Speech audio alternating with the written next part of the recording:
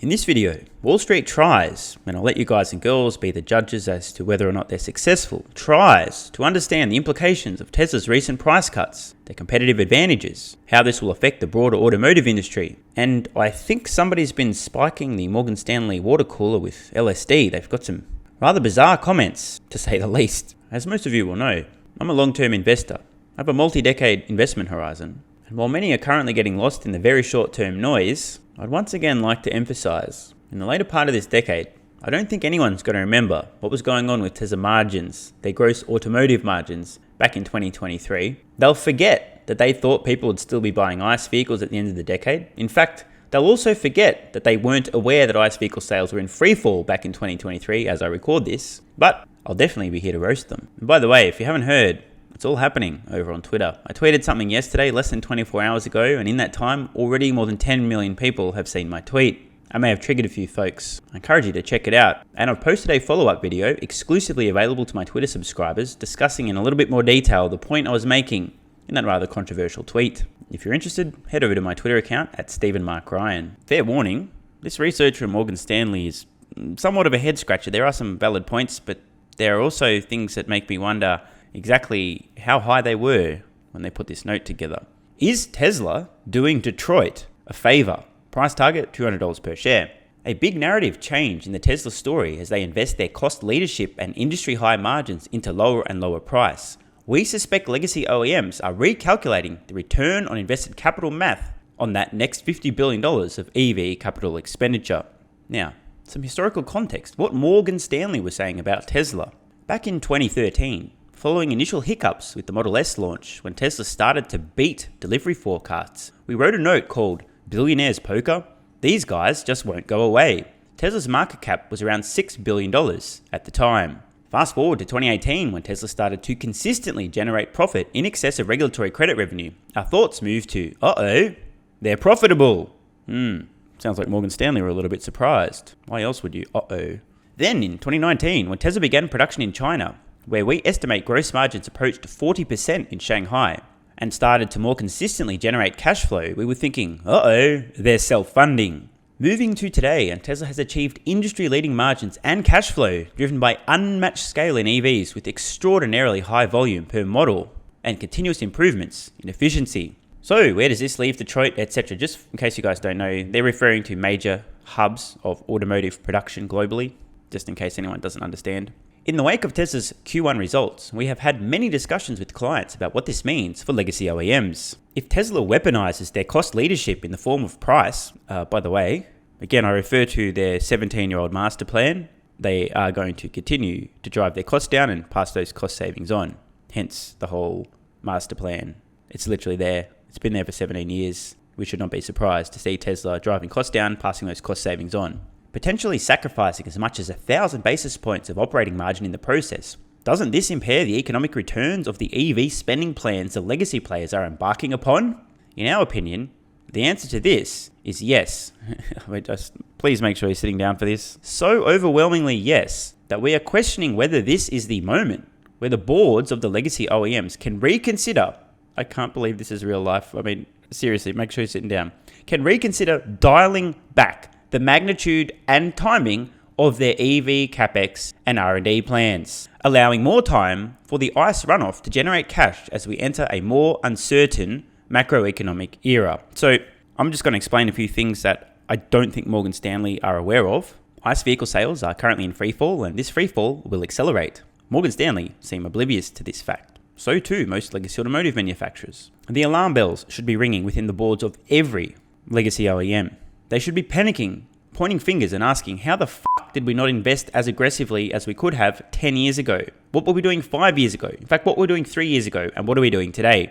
We're in big fucking trouble. We're still lying to our investors, pretending there are supply chain issues, and that's why people aren't buying our ICE vehicles and sales are down. But the truth is, we know we really fucked up. People want EVs. And the less ICE vehicles we sell, the more expensive they will be to produce and to sell to consumers, meaning they represent worse and worse value. Meaning the gravy train we thought we'd be able to rely upon for the next decade or so is going away real fucking soon. In Morgan Stanley's defense, there may be some legacy automotive manufacturers who are actually dumb enough to be thinking along these lines and actually thinking, yeah, you know what? Maybe now's a good time to slow down our investment in EVs. And if they're intent on accelerating their inevitable bankruptcy, this is a great strategy.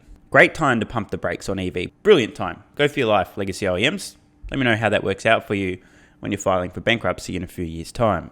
Even before Tesla reduced the base price of a Model Y in the US by nearly 30% year to date, we struggled to see how Detroit could achieve a return on invested capital on their EV investment anywhere near their weighted average cost of capital. And this is fair. The issue is compounded by the potential risk that legacy auto investment may be based on out-of-date, potentially obsolete battery technology. By the way, they're definitely not referring to the amazing Ultium platform. I'm just kidding, they pretty much are. Manufacturing processes and insecure supply chains. Is Tesla's new pricing regime the final straw that can encourage the legacy OEMs to adapt a more austere, capital-disciplined, Toyota-like investment strategy? We don't think it's too early for investors to think about the spending pivot at the legacy OEMs. This is this next line, seriously. Under the right strategy, spending less than planned can drive improved returns for shareholders. So this is just a brilliant example of the short-sighted nature of Wall Street. In Morgan Stanley's defense, they live in the world of short-term, but let's just think about this for a moment. Under the right strategy, spending less than planned, as in on EV scale, can drive improved returns for shareholders over the extremely short term. Just think about this. It's true. If legacy automotive manufacturers today went, you know what, f*** it, let's not spend a single cent trying to transition to EVs, guess what? For a short period of time, they will increase their profits, and their shareholders, who still for some reason own their stock, I'm sure will be very happy, delighted in fact at their wonderfully high profits. But you see, the transition to EVs is a fucking emergency. And these companies, give or take, they're a decade late to the party. The last thing they can literally afford to do, is be focusing on short-term profits at the expense of their long-term survival.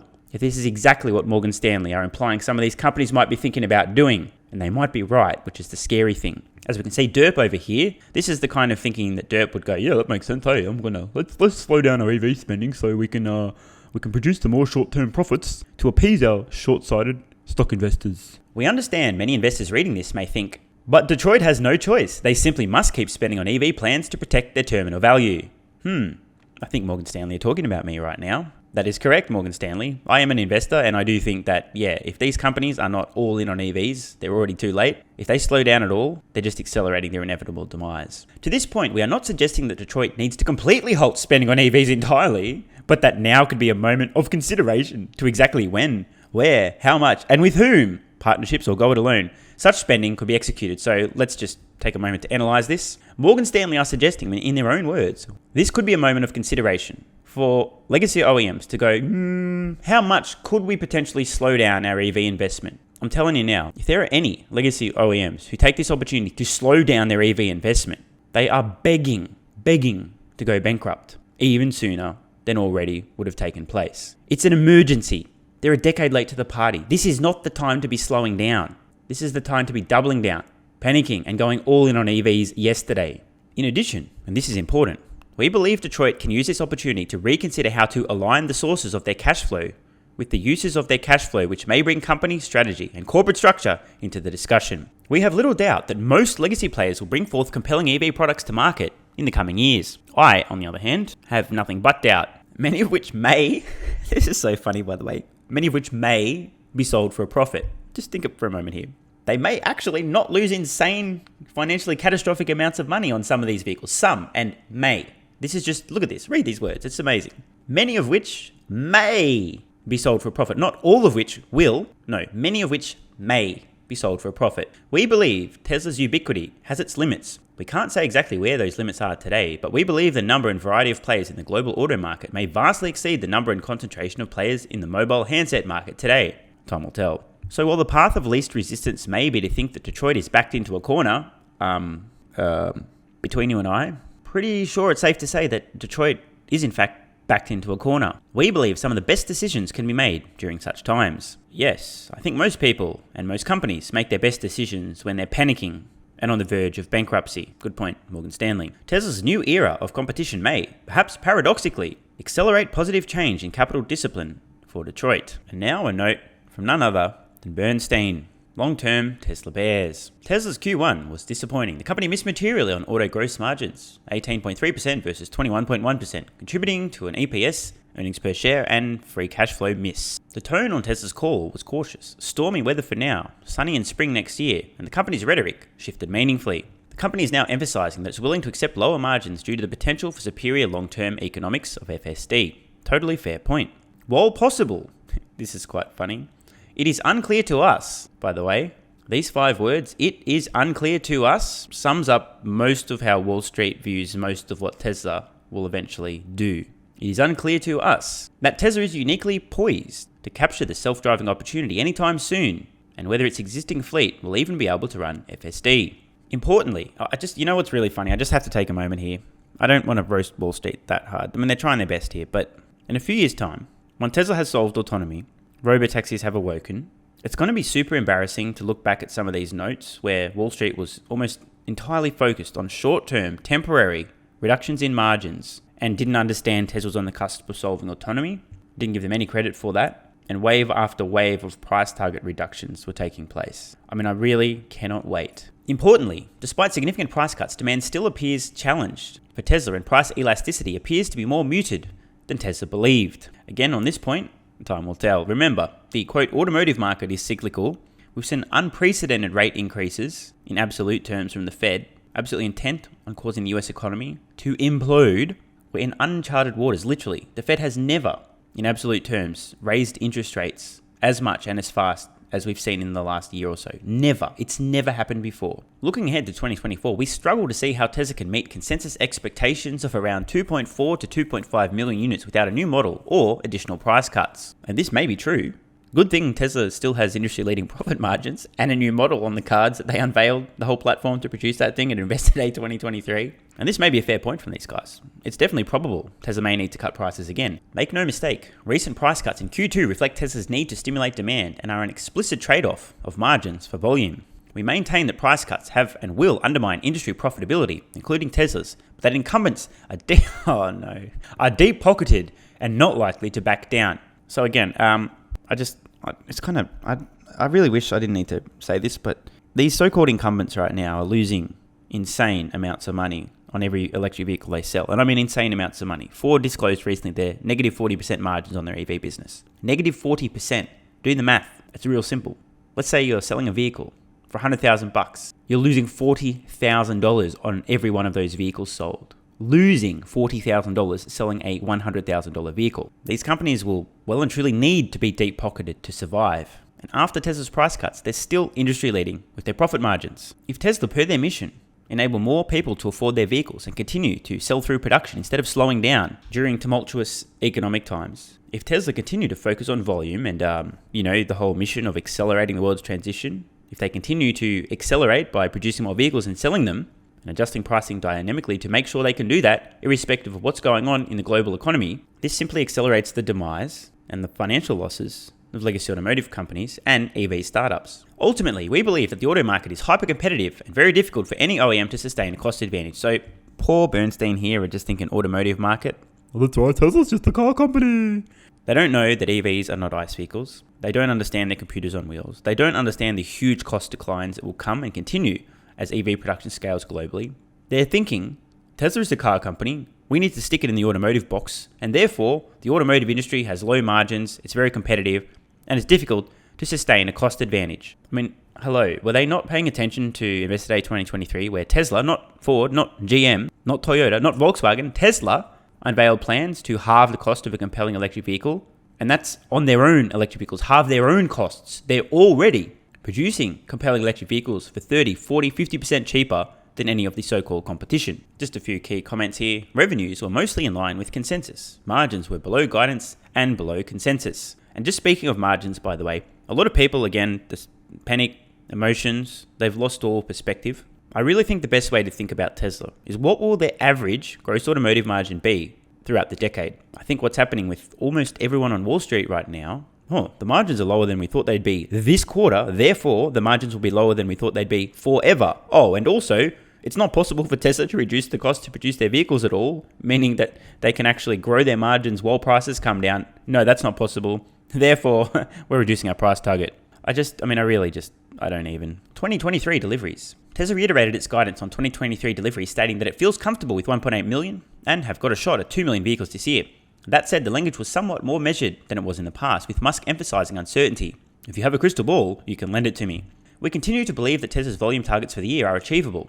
Makes two of us. It's simply a question of how much Tesla needs to sacrifice in terms of pricing and margins in order to achieve them. And Tesla also continued to emphasize their willingness to sacrifice margins for volume. Also correct. It's almost as if Tesla believes, rightly so, that scaling their fleet, collecting more data, and having vehicles that in the future can enable autonomy, start putting insane amounts of money after the fact, is in their best interest, rather than slowing down, putting less vehicles on roads, collecting less data, and having less install base in the future to monetize with software. The tone on Tesla's call was cautious, stormy weather for now, sunny in spring next year, and the company's rhetoric shifted meaningfully. In the past, Tesla argued that its higher margins than peers was indicative of its cost advantage. It is now emphasizing that it is willing to accept lower margins due to the potential for superior long-term economics due to self-driving. While it is possible, it is unclear to us that 1. Tesla is poised to get to full autonomy in the near to medium term, or that it is ahead of other players. Oh shit, dude. Oh, these poor people. I just can't. Is there any way we can arrange for a one-on-one meeting with Bernstein and James Dowmer? They might need a few weeks of one-on-ones. I mean, it would be easy for them to just look at the playlist on YouTube, the interviews between James Dowmer and Dave Lee. It just amazes me that there are people out there today, relatively intelligent folks, who just can't see the writing on the wall and the fact that it is clear that Tesla is in an unassailable lead. They will be first in the near to medium term to solve autonomy, and that they are ahead of everyone else attempting to solve this issue. It's amazing to me. But here we are in 2023. It's still unclear that Tesla has a lead in terms of autonomy. 2, that its existing fleet's hardware will be able to fully run FSD software. Now, this technically may be an issue. You never know. Of course, if this turns out to be the case, it's actually not that big of a deal for Tesla to design new hardware that they can retrofit into these vehicles and allow customers the option to upgrade if they want the FSD package. And 3, that FSD can sustain elevated prices given the auto industry's historical inability to capture price on technology innovation. Again, the auto industry. Tesla's just the car company. In part of its shifting narrative, executives also highlighted the strong growth of energy storage, stating that it could be larger than the automotive business in volume terms, something that they've been saying for literally years, probably the better part of a decade. Following the January price cuts, orders appeared to once again be lagging Tesla's targeted run rate.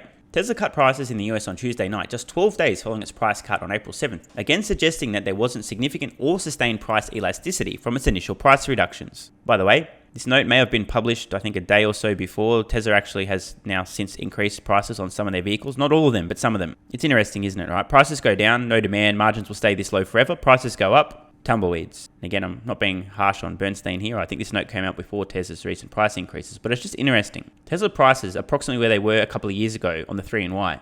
They went up a shit ton in between now and then. Not because they wanted to, but because they had to. Way more order flow than there was ability to meet those orders. So Tesla had no choice, so wait times didn't blow out to any more absurd levels than they're already at. We don't believe Tesla wants to cut prices on a regular basis. I'm sorry to have to do this again, Bernstein, but can you guys please go and read Tesla's master plan, the original one, the 2006 one? You know, the one that's been on their website for 17 years? They were pretty clear. I mean, they will actually, in fact, continue to cut prices on a regular basis. That's literally in their master plan. They literally told us that's exactly what they're going to do. That's how they scale. That's how they drive volumes to tens of millions of units sold per year. It's in their master plan. Let me just clarify. What Bernstein are really saying is, since it's impossible for Tesla to reduce the cost for them to produce vehicles, because they're just a car company and they have no cost advantage, because of that, we don't believe Tesla wants to cut prices, because if they cut prices, it means their margins go lower. I mean, it's just hard to process the level of potato in Wall Street here. It appears that literally everyone on Wall Street at this point in time is just oblivious to the fact, ignoring the fact, unaware of the fact that Tesla has and will continue to drive their actual cost to produce vehicles lower. It's in their master plan. These dingbats are assuming if prices come down, the only reason prices are coming down is because there's demand issues, and if prices come down, that means margins come down because Tesla isn't able to reduce their costs. Yet we've seen Tesla's Model 3 cost has come down over 30% since it launched, and they unveiled their next-gen platform 50% lower at Investor Day 2023. Wall Street's only looking at one side of the equation. They're not thinking. It's just stunning. Can someone explain in the comments below?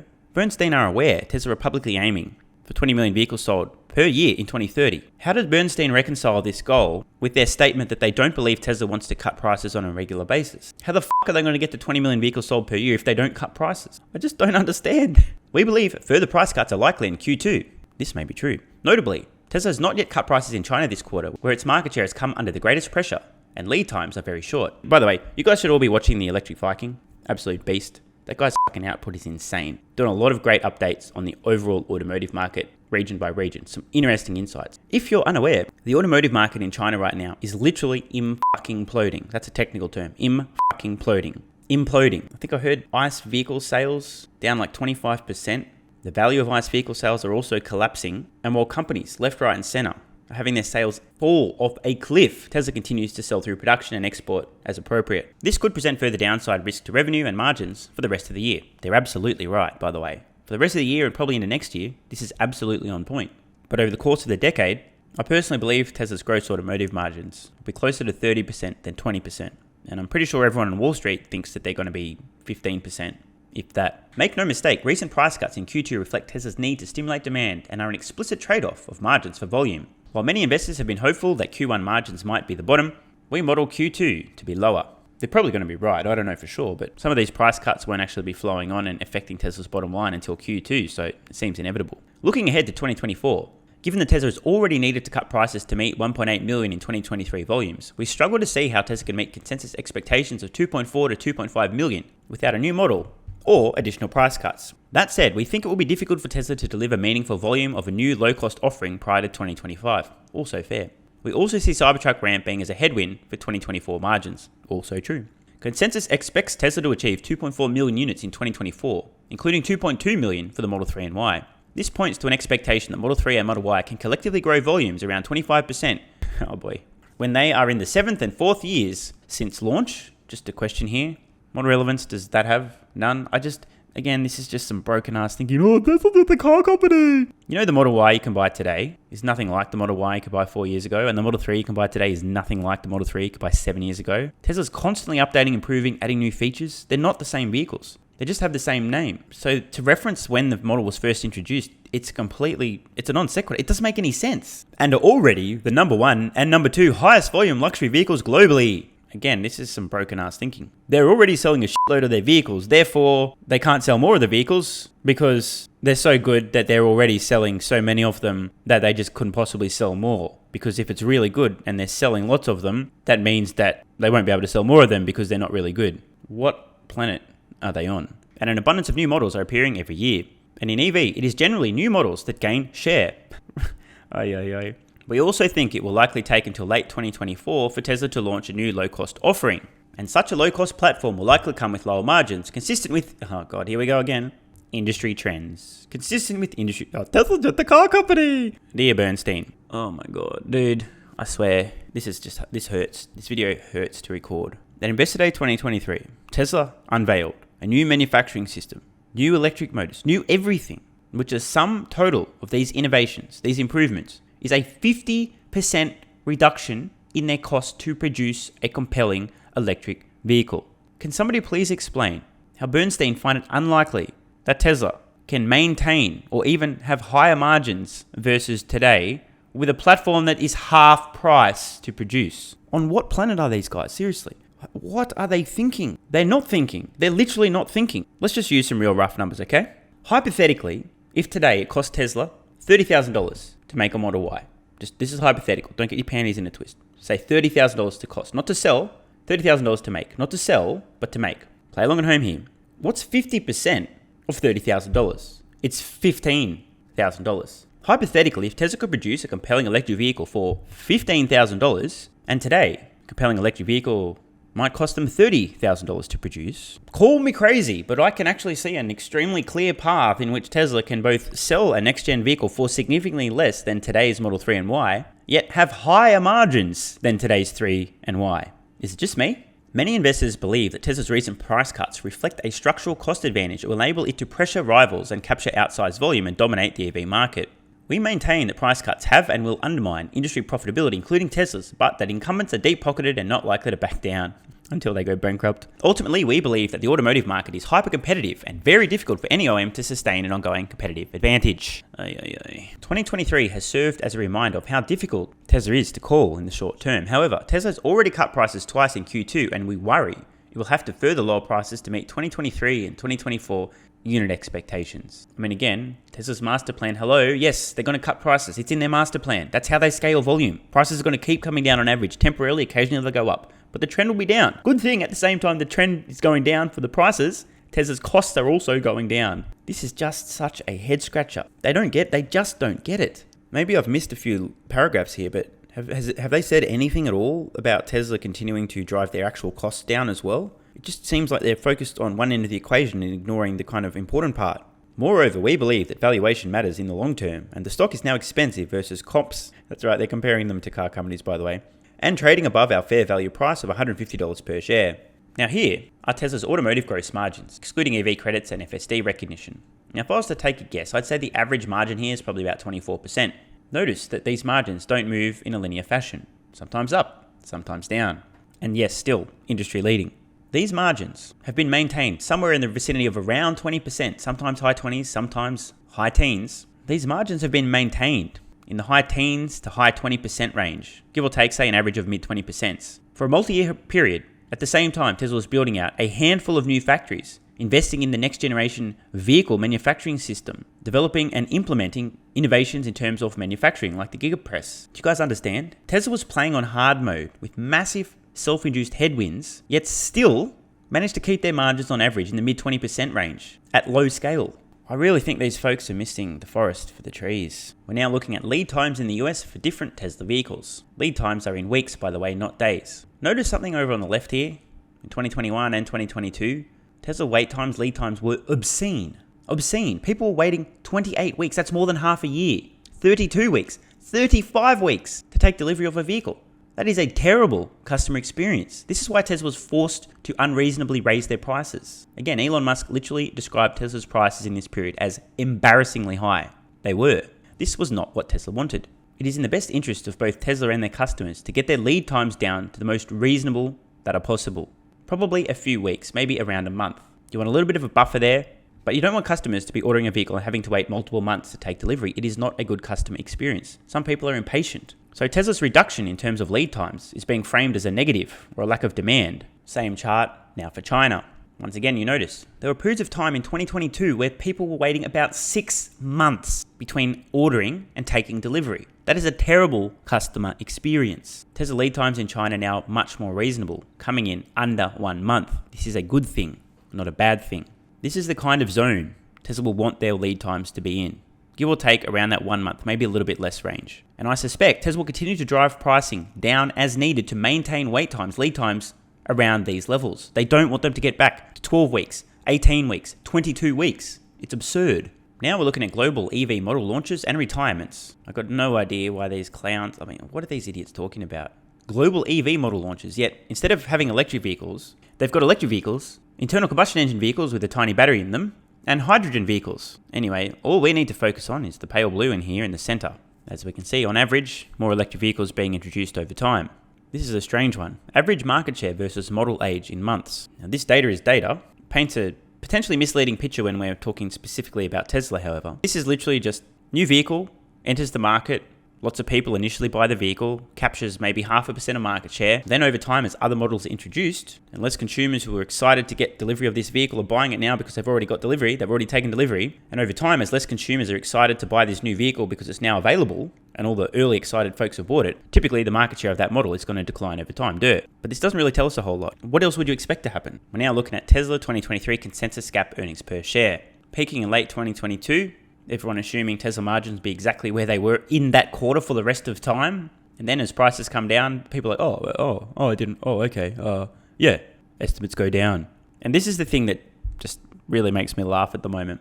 Most of Wall Street right now sees Tesla margins in the high teens and thinks, okay, that's going to be the rest of Tesla's history. They will never have margins above this level again because in order for them to sell more vehicles, the prices will need to come down over time. And because we're really smart, we're going to ignore the fact that Tesla historically has and can continue to drive their actual cost to produce these vehicles down. Therefore, margins go down. Therefore, Tesla overvalued. Now, you guys remember the chart just moments ago? Average market share for a new vehicle model.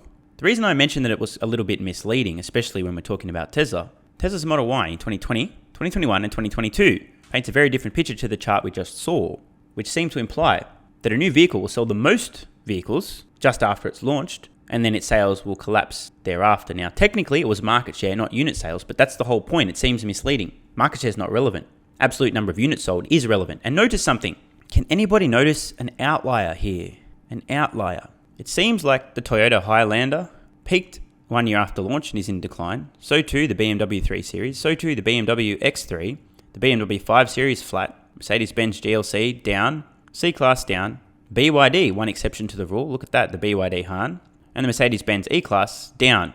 Yet Tesla's Model Y, not only bucking the trend, but doing so in an extremely... Look at this thing. There's a clear outlier here. It's called Tesla's Model Y. That's why I said the earlier chart's quite misleading in the picture it's attempting to paint. Now you might notice Tesla's Model 3 looks like it's peaked around 500,000 units per year in 2021. Why could that be? Spoiler alert, Model Y is cannibalizing a lot of Model 3 sales. So once again, I'd just like to take this moment to emphasize the fact that yes, over the next few quarters and probably year and a half, maybe 2 years, Tesla's margins might be a little bit lower than some folks are expecting. I'd also like to underscore the fact that Wall Street seem to be stuck in this little weird world where if Tesla prices come down, the only possible outcome there is that their margins come down. It's not possible for them to reduce their costs, even though they literally unveiled a new manufacturing system, a bunch of innovations to literally halve the cost to produce EVs earlier this year. Let's ignore that. Wall Street in general remains very skeptical that Tesla will be able to solve autonomy or that they're in a leadership position in terms of their FSD software. Comments that probably won't age well. And I am praising the flying spaghetti monster for yet another discount on what I see as the best risk-adjusted opportunity in the stock market.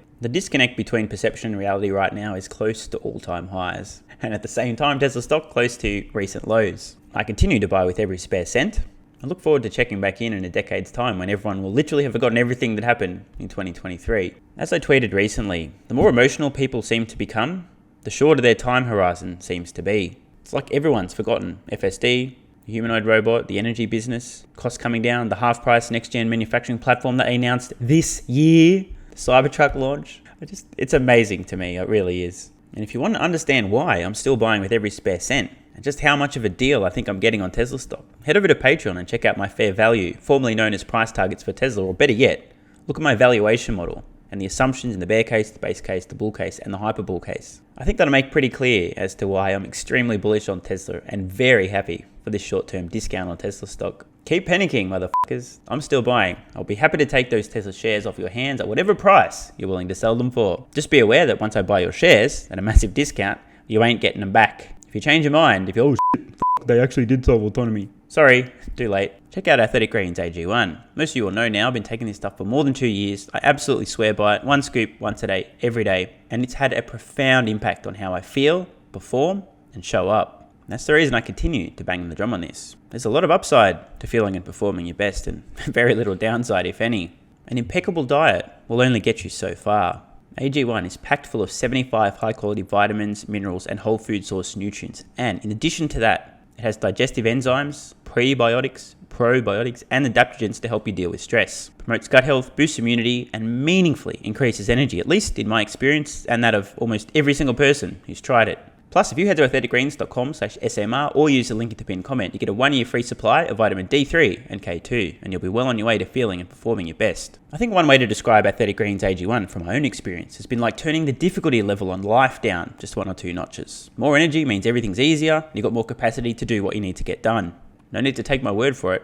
Here's what some of you guys and girls have to say. On screen now, a bunch more testimonials. If you guys want to read them all in detail, go for it. But there are a lot of recurring themes here. More energy, more motivation, more exercise capacity, better recovery from exercise, positive impact on mood, sometimes even cognition. Some people finding it's improving their sleep, others finding some assistance with long-standing health issues. And interestingly, and no doubt due to the adaptogens to help you deal with stress, a lot of people are mentioning that they're seeing a reduction in anxiety, including the example on screen now. Female viewers saying it's helping alleviate some of the symptoms of their period and meaningfully increasing libido. Many folks feeling more motivated, more ambitious, more driven, getting more done, more switched on at work, improved mental game, reduced social anxiety, not just overall anxiety. And I think this one on screen right now really sums up my own experience. This person leaving some feedback, despite turning 40 years old in June, they're now feeling like they're in their mid-20s. And this sums up my experience precisely. I literally feel like I'm 20 years old again. I don't look it, but I really do feel it. So what are you waiting for? Head to athleticgreens.com/SMR or click the link to pin comment. Start your daily health habit now. And please, I'd really like to know how you're feeling in a few weeks' time. The reason I ask is I'm trying to have a positive impact here, and I like to solicit feedback. No, I'm doing some good. That's the reason I continue to bang the drum on this stuff. Just trying to help you guys and girls feel better. Seems to be working. So click the link to the pinned comment or head to athleticgreens.com/SMR. Let me know how you're feeling in a few weeks' time. And don't forget to head over to Twitter and check out the latest tweet and, more importantly, the subscriber-only follow-up if you think your butt can handle it. And remember, I'm still producing exclusive content only available on Patreon. In addition, new exclusive content only available to Twitter subscribers. And yes, I am posting early access to all my daily YouTube videos over on Twitter to my subscribers, at least for now. So see you over on Patreon and or Twitter at Stephen Mark Ryan. Love ya.